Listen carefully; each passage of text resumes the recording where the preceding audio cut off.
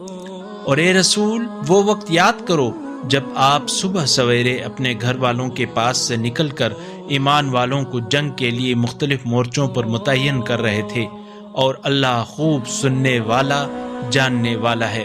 یہ اس وقت کی بات ہے جب تم میں سے دو گروہ بزدلی دکھانے پر آمادہ ہو گئے تھے، حالانکہ اللہ ان کا مددگار تھا، اور مومنین کو چاہیے کہ اللہ پر توکل کریں۔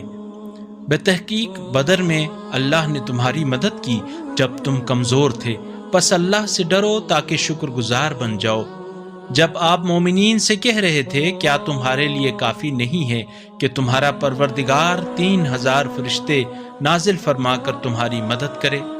ہاں، اگر تم صبر کرو اور تقوی اختیار کرو تو دشمن جب بھی تم پر اچانک حملہ کر دے، تمہارا رب اسی وقت 5000 نشان زدہ فرشتوں سے